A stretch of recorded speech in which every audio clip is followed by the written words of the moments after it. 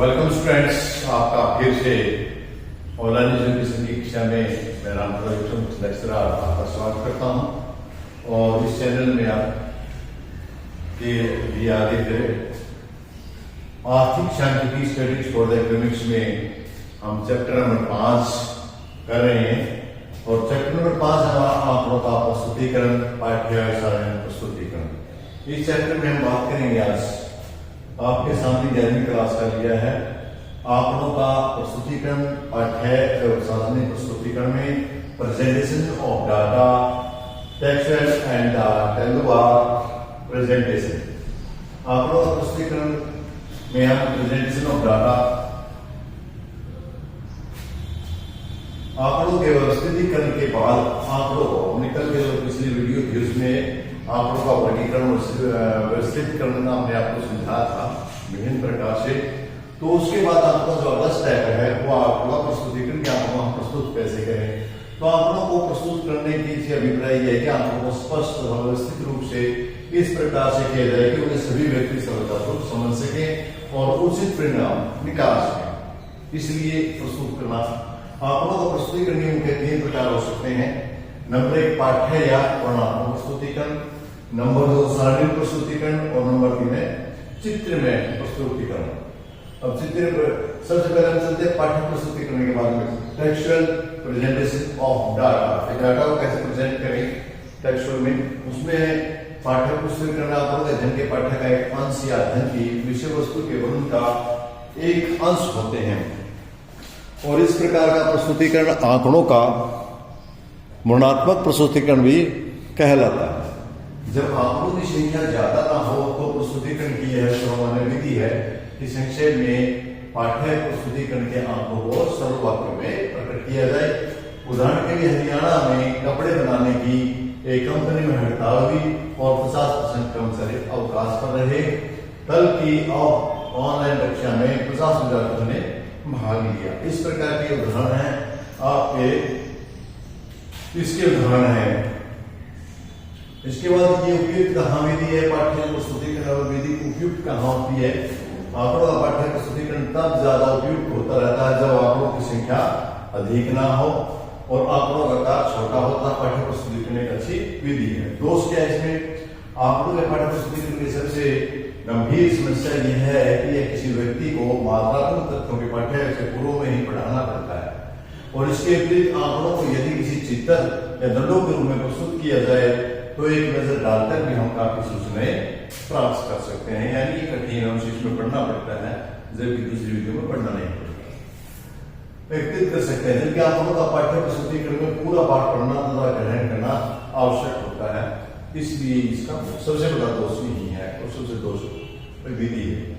Number 2 सारणी प्रस्तुतिकरण, पहला प्रेजेंटेशन ऑफ द डाटा। जब आंकड़ों को एक सारणी के रूप में प्रस्तुत किया जाता है तो इसे आंकड़ों को प्रस्तुत करने का कहा जाता है। संख्यात्मक आंकड़ों को स्तंभों, ध्यान देने वाली बात यह है कि स्तंभों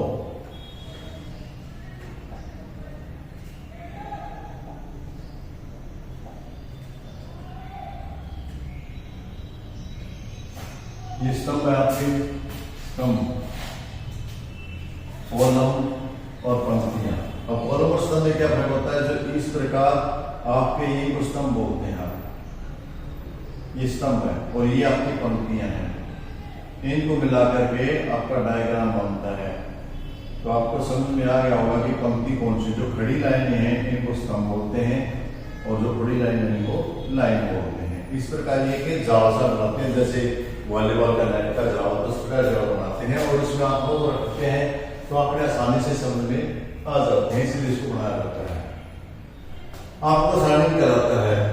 निश्चित के अनुसार एक सांख्यिकी सारणी आंकड़ों को स्तंभों और पंक्तियों के रूप में व्यवस्थित करना है। बहुत ही सुंदर परिभाषा है, आप इसको याद करें। यदि आपसे पूछा जाए कि जिससे इसने परिभाषा दी है, एक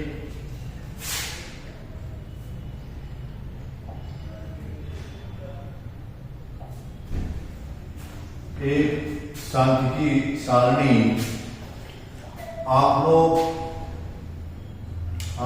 को स्तंभों में, खड़ों में ऐसे ऐसे और पंक्तियों में और इस प्रकार की पंक्तियों में के रूप में दर्शाने या व्यवस्थित करने का संगठन है, उसको प्रस्तुतिकरण कहते हैं।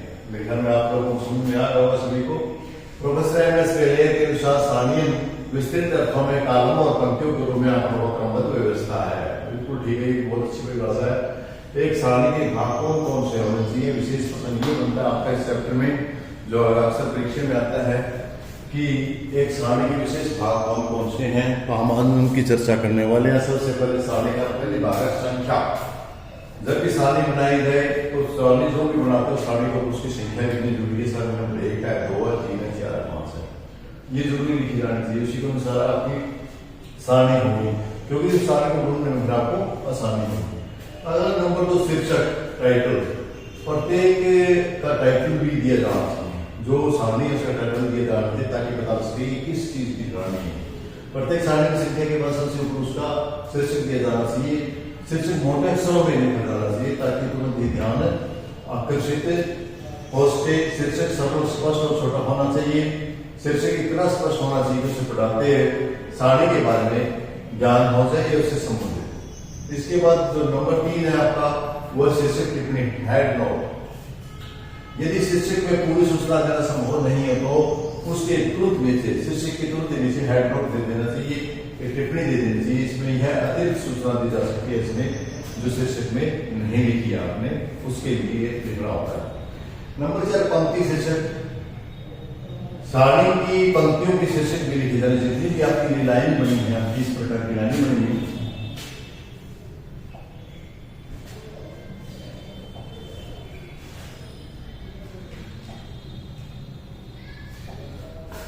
जो आपकी लाइनें बनेगी, इस प्रकार लाइनें बनेगी और ये स्तंभ बनेंगे, इनमें यहाँ शीर्षक लिखना चाहिए। इस चीज के आगे लिख रहे हैं आप, यहाँ शीर्षक लिखा जाना चाहिए। इस पंक्ति में पहली रो है, पहला स्तंभ है, पंक्तियों का पहले स्तर में शीर्षक लिखा जाना चाहिए। सारणी की पंक्तियों के शीर्षक को भी पंक्ति शीर्षक कहा जाता है। इसके द्वारा सरल भाषा में यह ज्ञात हो जाता है कि पंक्तियों द्वारा क्या प्रकट किया जा रहा है। बहुत आसान सी बात की आपकी। अगला उपशीर्षक, सारणी के स्तंभ और स्तंभों की शीर्षक को भी उपशीर्षक कहा जाता है। इसके द्वारा यह ज्ञात हो जाता है कि प्रत्येक काल में दिए जाने वाले आंकड़े दिखाए जा रहे हैं। उपशीर्षक के अंतर्गत कई यहाँ ये कौन से आएंगे,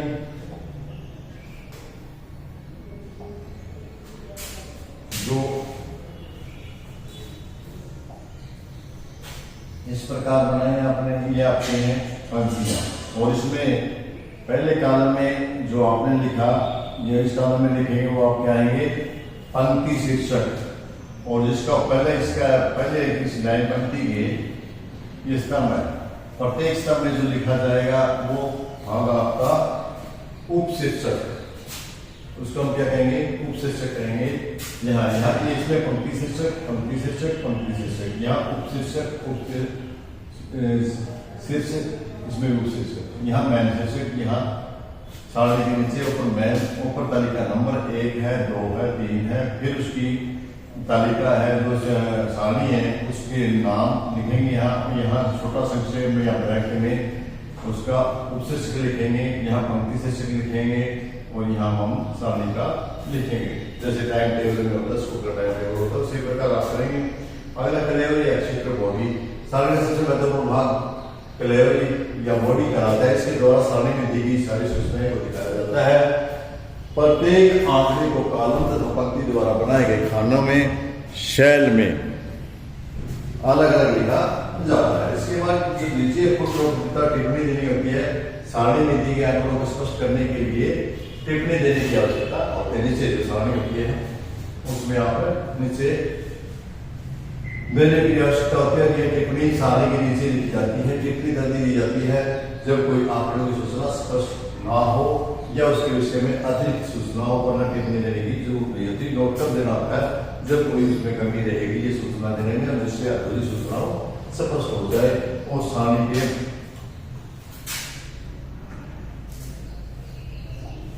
जो आपकी सारणी बनेगी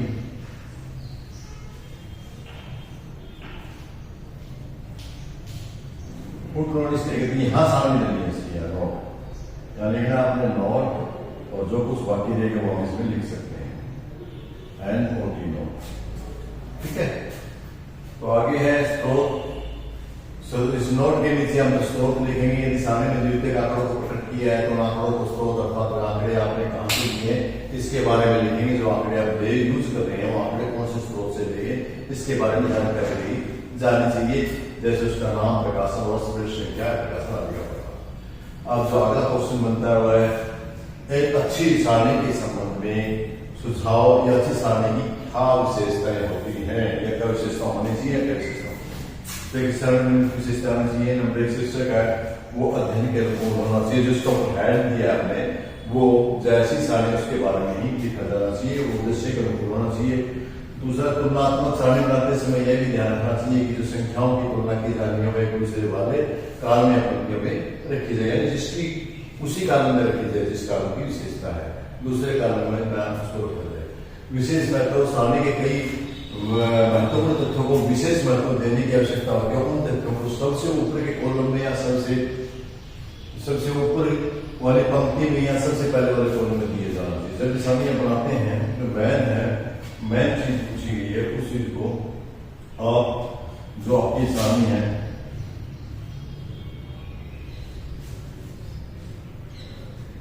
मैन कॉलम तो ये यूज करना चाहिए उसके लिए और मैन पंक्ति ये यूज करनी चाहिए। ऊपर की सबसे पहली वाली जो उससे कम हम इम्पोर्टेंट है उसको ये उसको इम्पोर्टेंट होगी इस प्रकार से करते जाना चाहिए। इसको इस प्रकार कम इम्पोर्टेंट को नीचे या बाई तरफ करते जाए, दाई तरफ करते जाए। अगला आपका है आदर्श आकार।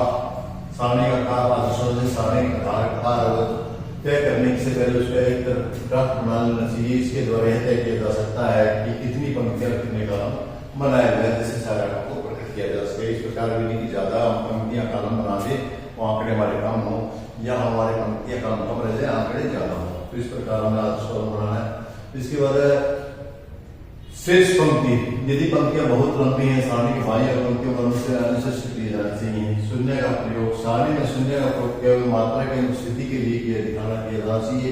यदि सामग्री में उपलब्ध नहीं है तो इसके लिए एन, ए या डैश का प्रयोग करना चाहिए। आपकी सारणी में यदि आपकी जानकारी आपका आंकड़ा 0 है तो आप उसमें जो शून्य लिखें। यदि आपको एप्लीकेबल नहीं है तो एन, ए लिखे, नॉट एप्लीकेबल या डैश करें। शीर्षक, शीर्षक में जहां तक संभव हो एक वचन का प्रयोग किया जाना चाहिए। जैसे वस्तु कालम में वस्तु शब्द का प्रयोग अधिक उचित होगा, वस्तुओं का प्रयोग नहीं करना, यानी शीर्षक को एक वचन नहीं होता। अगर संक्षिप्त शब्द, सारणी के शीर्षक तथा उपशीर्षक शब्दों संक्षिप्त शब्दों का प्रयोग नहीं किया जाना चाहिए। टिप्पणी, सारणी की आवश्यकता होने पर है टिप्पणी दी जानी चाहिए, परंतु टिप्पणी को सारणी के आंकड़ों से संबंधित के लिए अंकों का स्थान और चिन्हों जैसे इत्यादि का प्रयोग किया जाना चाहिए। आगे इकाइयां, सारणी में उपयोग की गई इकाइयों के बारे में कालम के ऊपर या अनुपस्थिति के सामने लिखा जाना चाहिए। यदि संख्या काफी बड़ी है तो उसके अंतिम अक्षरों को हटा करके इस प्रकार लिखा जाना चाहिए, लाख में, हजार में, ये लिखा टन में, इस प्रकार लिखा जाना चाहिए। पूरे के पूरे हर बार में लिखना चाहिए, उसका नोट्स दे देना चाहिए। अगले 11वां योग, सारणी के अध्ययन की सरलता की दृष्टि से सारणी के आंकड़ों के प्रत्येक वर्ग के लिए एक उपयोग तथा सभी संयुक्त वर्गों के लिए कुल योग लिखा जाना चाहिए। नंबर 12, प्रतिशत अनुपात। यदि आवश्यक हो तो सारणी में आंकड़ों को प्रतिशत अनुपात में आवश्यक प्रकट किए जाने चाहिए। सन्निकट की मात्रा, यदि सामग्री में आंकड़ों की सन्निकट राउंड हो आसपास में, जैसे पॉइंटों में नहीं लिखना चाहिए, राउंड में लिखनी चाहिए। किया गया किस अंक तक लिया गया है इसकी सूचना सारणी के ऊपर टिप्पणी में अवश्य नोट करते हैं। जैसे कि हम मान लिया क्या लिख रहे हैं,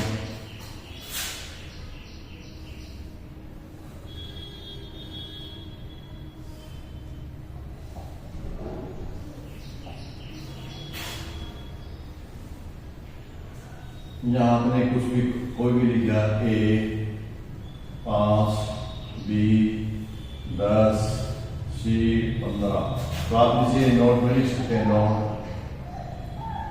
आंकड़े लाखों में है, आंकड़े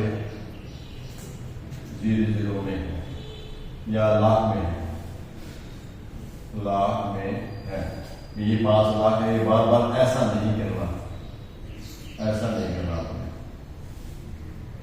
ऐसे करने की बजाय आपने ये यहाँ नहीं लिखने या नहीं लिखने, यहाँ लिख देना, नोट दे देना है और उसको संक्षेप में लिख देना। ये है इसका आगे है सामग्री का स्रोत। सारणी के नीचे ऐसे लिखा जाना चाहिए कि आपने कहाँ से प्राप्त किया, तो आंकड़ों का विषय प्राप्त करने का स्थान बताना चाहिए। स्तंभों का आकार सूचना स्थान व अन्य खानों के कार्य के अनुसार होना चाहिए। यदि वो ज्यादा बड़े हैं तो ज्यादा कॉलम बड़े ले लें और यदि छोटे हैं तो छोटे ले लें। स्तंभों की व्यवस्था, स्तंभों को स्थान के अनुसार मोटी व हल्की रेखाओं द्वारा खानों को सेल्स में बांट देना चाहिए ताकि समझने में आसानी हो। सरल, वित्तीय और सुंदर सारणी सरल होनी चाहिए ताकि यह सुगमता से समझ आ सके और देखने में सुंदर लगे।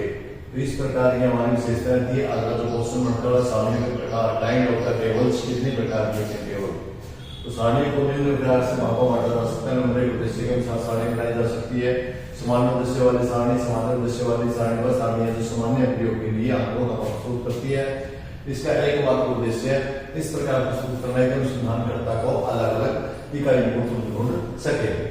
यह सामान्य किसी रिपोर्ट के साथ दी जाती है। उदाहरण के लिए भारत की जनगणना के साथ दी गई सारणी नेशनल सारणी रेफरेंस टेबल भी कहा जाता है। विशेष उद्देश्य वाली सारणी, विशेष उद्देश्य वाली सारणी वह सारणी है जो विशेष उद्देश्य को लेकर के पूर्ति के लिए बनाई जाती है। तथा यह सारणी छोटे आकार की होती है, ज्यादा बड़े आकार की नहीं होती। इसमें विस्तृत आंकड़े नहीं दिए होते बल्कि आंकड़ों के विश्लेषण के परिणाम दिए जाते हैं। इन्हें सारणी या समरी टेबल भी कहा जाता है। मौलिकता के अनुसार मौलिक या प्राथमिकता सारणी, मौलिक सारणी वह सारणी है जिसमें आंकड़ों को उसी मौलिक रूप में प्रस्तुत किया जाता है जिस रूप में आंकड़े लिए गए हैं, एकत्रित किए गए थे।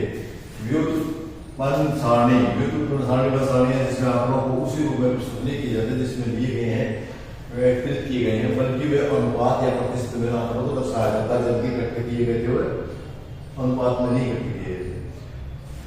बनावट के अनुसार सारणी सरल या गुणी सारणी, सरल सारणी वह सारणी है जो आंकड़ों को केवल एक ही विशेषता का वर्णन करती है। उदाहरण के लिए फैक्ट्री में मजदूरों की संख्या दर्शाने वाली सारणी। जटिल सारणी वह सारणी है जो आंकड़ों को एक साथ अनेक विशेषताओं को प्रकट करती है। प्रस्तुत किए गए गुणों के आधार पर यह सारणी निम्नलिखित प्रकार की हो सकती है। दो गुणों को प्रस्तुत करने वाली सारणी वह सारणी है जो दो आंकड़ों की दो विशेषताओं को प्रकट करती है। और जैसे स्त्री और पुरुष, एक कॉलम स्त्री का दूसरा पुरुष का दर्शाने वाली सारणी को त्रिगुणी सारणी कहते हैं। त्रिगुणी सारणी इसी प्रकार तीन गुणों को दर्शाने वाली तीन विशेषताओं को प्रकट करने वाली सारणी को त्रिगुणी सारणी कहते हैं।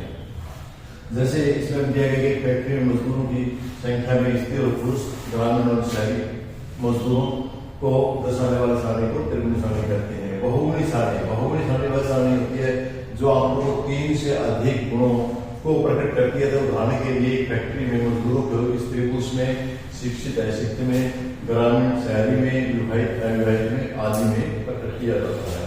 बहुगुणी सारणी कहते हैं। आंकड़ों का वर्गीकरण और आंकड़ा प्रस्तुतिकरण, classification of the data and the table presentation, यह मानव विभाग की है। तो सारणी प्रस्तुतिकरण आंकड़ों के 4 प्रकार के वर्गीकरण पर आधारित है। यह गुणात्मक, आंकड़ात्मक, स्थायी, स्थानिक की व्याख्या में प्रकार से की जाती है। नंबर 1 आंकड़ों का गुणात्मक वर्गीकरण और सारणी प्रस्तुतिकरण। जब आंकड़ों को एक प्रक्रिया के गुणात्मक लक्षणों और विशेषताओं को रूप में वितरित करते हैं तो यह गुणात्मक वर्गीकरण होता है। उदाहरण के लिए बेरोजगारी के आंकड़ों को ग्रामीण शहरी क्षेत्र में कुशल अकुशल कर्मचारियों, स्त्री पुरुष आदि में बांटा जाता है, आदि किया जाता है। आंकड़ों का मात्रात्मक वर्गीकरण, सारणी और सारणी प्रस्तुतिकरण। जब एक प्रक्रिया में मात्रात्मक विशेषता के आधार पर आंकड़ों को वर्गीकृत किया जाता है तो यह मात्रात्मक वर्गीकरण कहलाता है। उदाहरण के लिए हरियाणा बोर्ड परीक्षा में कक्षा 12वीं के विद्यार्थियों द्वारा अर्थशास्त्र के प्राप्त अंकों के आंकड़े।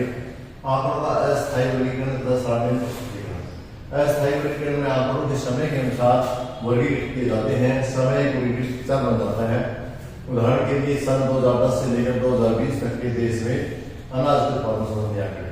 स्थानिक वर्गीकरण में स्थान को एक वर्गीकृत चर बन जाता है। अर्थात इस विधि में आंकड़ों को किसी भौगोलिक स्थान के आधार पर काटा जाता है। जैसे एक गांव या एक शहर, एक जिला या एक देश हो सकता है। उदाहरण के लिए विभिन्न राज्यों में जनसंख्या संबंधी आंकड़े। सारणी प्रस्तुतिकरण के गुण क्या है? सारणी द्वारा आंकड़ों को प्रस्तुतिकरण के बहुत सारे गुणों के बारे में बात करते हैं। नंबर 1 सरल और संक्षिप्त है। सारणी का उद्देश्य आंकड़ों को व्यवस्थित ढंग से प्रस्तुत करना है जिसमें उन्हें सरलता से समझ में आ सके। सारणी द्वारा व्यवस्थित आंकड़ों को कम से कम स्थान में इस प्रकार प्रस्तुत करना चाहिए कर सकता है कि उनमें से अधिक सूचना प्राप्त हो सके। तुलना में सुविधा, सारणी मिलने के बाद आंकड़ों की तुलना बड़ी आसानी से हो जाती है क्योंकि इनके विभिन्न वर्गों में बांटा होता सुविधा होता है। शब्द विश्लेषण, सारणी द्वारा आंकड़ों का विश्लेषण करना बड़ा इजी है, ज्यादा आसान होता है, सहायता मिलती है। इसमें आंकड़ों को सारणी के रूप में व्यवस्थित करके माध्य माध्यिका और अपरिमित क्रमांक भी ज्ञात आसानी से किए जा सकते हैं। आंकड़ों की विशेषताएं स्पष्ट हो जाना, सारणी द्वारा आंकड़ों की विशेषताएं भी स्पष्ट हो जाती है, आंकड़ों को याद करना आसान हो जाता है। विक्रेता, सारणी द्वारा आंकड़ों को कम स्थान में प्रस्तुत किया जाता है। जो आंकड़े काफी जगह में फैले हुए हैं जिस पर कोई भी है घर में शाम के लिए अव्यवस्थित रूप से हो, एक उसको जो किसी सिस्टम से लगाया हो तो वो कम जगह स्थान घेरती है, इसी प्रकार के भी कम स्थान घेरती है संभव है। इसके फलस्वरूप समय और कागज की भी बचत होती है। आवश्यक आंकड़ों को आसानी से ज्ञात किया जा सकता है, देखा जा सकता है, उनमें दिक्कत नहीं ढूंढने। जिस प्रकार के किसी घर में सामान अव्यवस्थित हो तो उसमें किसी चीज को ढूंढना पड़े तो बड़ा मुश्किल होता है। बट यदि हमें सिस्टम से जिताया हुआ तो कोई चीज चाहिए तो बड़े आसानी से जिता लेते। इसके लिए इसलिए आप सही अच्छा सामान बताते हैं, दुकानदार सामान बताते हैं, हम इसीलिए एक सिस्टम से लगाते हैं ताकि उनको समझने में और देखने में और करने में आसानी है। तो मुझे उम्मीद है आज की वीडियो आपको अच्छी लगी होगी। यदि लगी है तो लाइक करें, शेयर करें और बढ़ते रहें। उम्मीद है आपको अच्छी सफलता दें और आगे बढ़े। धन्यवाद, थैंक यू।